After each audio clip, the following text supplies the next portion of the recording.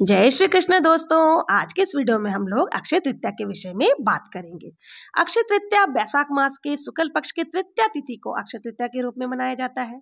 इस दिन लक्ष्मी माता की पूजा का विधान है और ऐसी मान्यता है कि इस दिन यानी अक्षय तृतीया पर की गई पूजा और दान का अनंत गुना फल हमें प्राप्त होता है। वो फल जिसका कभी क्षय नहीं होता, पीढ़ी दर पीढ़ी हमें वो फल मिलती रहती है। अक्षय तृतीया की जो तिथि होती है ये बहुत ही शुभ मानी जाती है। इस दिन कोई भी शुभ या मांगलिक कार्य बिना मुहूर्त देखे भी आप कर सकते हैं। यही कारण है कि अक्षय तृतीया के दिन आप उत्सावे होते हैं। कोई भी नया काम, व्रत, गृह प्रवेश आदि आप इस दिन कर सकते हैं। अक्षय तृतीया को आखा तीज के नाम से भी जाना जाता है। अक्षय तृतीया के पूजन आप सुबह या शाम किसी भी समय कर सकते हैं। सबसे पहले आप स्नान आदि करने के बाद जहां आपको पूजा करनी है उस स्थान को साफ कर ले और वहां पर आपको आटे से या हल्दी से स्वास्तिक बना लेनी है। स्वास्तिक, और अगर आपको चौक पूरना आता है तो आप चौक भी पूर सकते हैं, अगर नहीं आता है तो आप स्वास्तिक ही बना लें। फिर उसके ऊपर एक पाटा रख ले, पाटा को भी आप शुद्ध कर ले और उस पर एक लाल कपड़ा आपको बिछा लेना है। लाल कपड़ा बिछाने के बाद आसन लगा ले और फिर आपको फूलों का आसन दे करके यहाँ आपको लक्ष्मी माता, विष्णु जी और गणेश जी को स्थापित करनी है।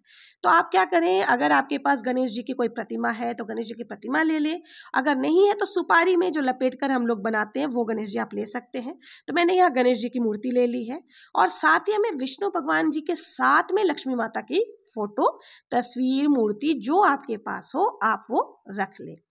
और इसके साथ ही हमें इन सबको फूल से शुद्ध करनी है, गंगा जल छिड़क करके शुद्ध कर लेनी है।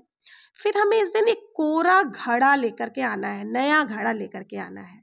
नया घड़ा आप कुम्हारों के पास से ला सकते हैं। उस पर क्या करना है, हमें कंठ पर कलावा बांधना है। उसके कंठ पर कलावा बांध देना है क्योंकि इस दिन घड़े का दान जो है बहुत ही ज़्यादा महत्वपूर्ण होता है, सबसे ज़्यादा महत्वपूर्ण माना गया है। कलश पर आप मौली धागा से इसके कंठ पर आपको मौली धागा बांध देना है। उसके बाद आपको इसको पूरा भर लेना है। तो आप चाहे तो गंगा जल से भर सकते हैं और इस दिन आपको चंदन का विशेष महत्व बताया गया है। तो आपको चंदन से स्वास्तिक बनानी है। कलश के ऊपर आप क्या करेंगे, चंदन से स्वास्तिक बना लेंगे और स्वास्तिक बनाने के बाद हमें चंदन का ही इस्तेमाल ज़्यादा से ज़्यादा करना है क्योंकि इस दिन चंदन का बहुत ही ज़्यादा महत्व होता है। फिर कलश को कभी भी आप खुला ना छोड़ें, खाली नहीं छोड़ना चाहिए, हमेशा कलश पर ढक्कन जरूर लगाना है।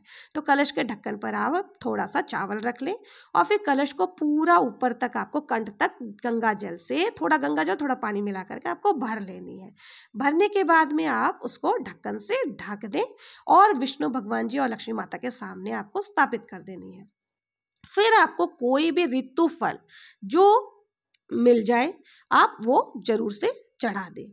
उसके बाद आपको क्या करना है, एक थाली लेनी है जिस पर हम देसी घी का दीपक प्रज्वलित करेंगे।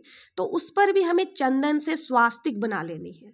आप चंदन से स्वास्तिक बना लें और उसके बाद देसी घी का दीपक हमें प्रज्वलित कर लेनी है। धूप बत्ती भी हमें प्रज्वलित कर लेनी है। धूप बत्ती प्रज्वलित करने के बाद हमें क्या करना है, लक्ष्मी माता और विष्णु भगवान जी को भी हमें चंदन से तिलक करना है और फूल से आप शुद्ध कर लें। गंगा जल डाल करके आपको शुद्धिकरण अवश्य ही करनी है। फिर गणेश जी, विष्णु भगवान, लक्ष्मी माता को चंदन से आप तिलक लगाएं और देसी घी का दीपक प्रज्वलित कर लें। फिर वस्त्र की भावना से आप चाहे तो मौली धागा या फिर आप कलावा चढ़ा सकते हैं। फिर आप जो कुछ भी अक्षय तृतीया के दिन खरीद करके लाए हैं, चाहे सोने का हो चाहे चांदी का हो, आपको वो भी पूजा के स्थान पर रखनी है। मैंने यहाँ सोने का नथ लिया था और पाजेब लिया था तो मैंने उसको भी पूजन के स्थान पर रख दिया है। आपको उस पर भी चंदन का टीका जरूर से लगाना है। आप दीपक को प्रज्वलित कर ले। प्रज्वलित करने के बाद फिर आपको सभी भगवान जी लोगों को चंदन से तिलक करना है। इस दिन मान्यता है कि आप जो भी चीज़ खरीदते हैं, चाहे वो सोना हो, चांदी हो या कोई सामान हो, वो अक्षय होता है, वो दिनों दिन बढ़ती जाती है। तो इसलिए आप कोशिश करें इस दिन जरूर से कुछ ना कुछ सामान जरूर खरीदें। और आपको चंदन के तिलक के साथ ही वस्त्र अर्पित करनी है, कलावा आप अर्पित कर दें। और लक्ष्मी माता को लाल रंग अति प्रिय है, इसलिए आप रौली से भी उनको तिलक जरूर से लगाएं तिलक लगाने के पश्चात आपको भोग समर्पित करनी है। भोग आप कुछ भी लगा सकते हो, चाहे वो लड्डू हो, पेड़ा हो, बर्फी हो, जो आप अपने सामर्थ्य अनुसार भोग जरूर लगाएं और पूजा के पश्चात इस भोग को आप बांटकर खा सकते हैं। फिर आपको ऋतु फल कुछ भी जो इस सीजन में नया हो, जैसे ककड़ी हो गए, आम हो गए, केरी जिसे बोलते हैं, और साथ ही चने का दाल आपको जरूर से लेना है, क्योंकि चने का दाल को बहुत ही ज़्यादा महत्वपूर्ण माना गया है। चने के दाल को सोने के समान माना गया है, तो इस दिन चने के दाल का दान करना बहुत ही शुभ माना जाता है। तो इसलिए आपको अपने यथासंभव जितना हो उतना चने की दाल ले लें और उसको कलश के साथ में बाद में आपको दान कर देनी है। साथ ही गेहूं का दान करना भी बहुत ही ज़्यादा शुभ माना गया है, तो इसलिए आप गेहूं भी अवश्य ही रख ले। जितना आपकी सामर्थ्य हो, आप चाहे 1 किलो हो, 1 कटोरी हो, आप गेहूं भी ले सकते हैं। साथ ही इस दिन आपको विष्णु भगवान को शंख, नारायणी शंख जिसे कहते हैं, बहुत ही ज्यादा प्रिय होता है, तो इस दिन इस शंख की भी पूजा की जाती है। तो इस शंख को कभी भी आप खाली ना छोड़ें। नारायणी शंख के अंदर आपको हल्दी की गांठ, कौड़ी, कॉइन, चांदी का सिक्का, थोड़ा सा चावल, ये सारी चीजें डाल करके पूजा करनी है।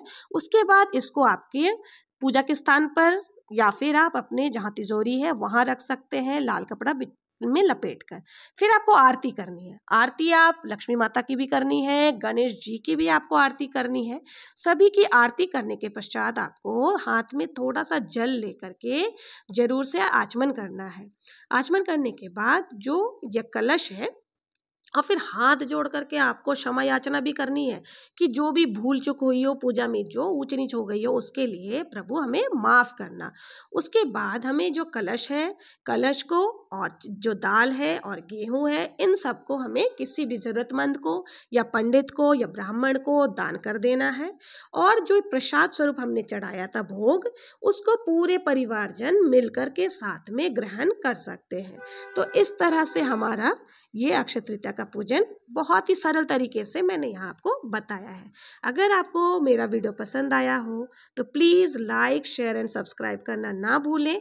और बैसाख के माह में लड्डू गोपाल की पूजा किस प्रकार से की जाती है, उनकी सेवा आराधना किस प्रकार से की जाती है, अगर आपको जानना है तो आप मेरे चैनल पर जाकर के अवश्य ही देखें, आपको मेरे चैनल पर ज़रूर से मिल जाएंगे।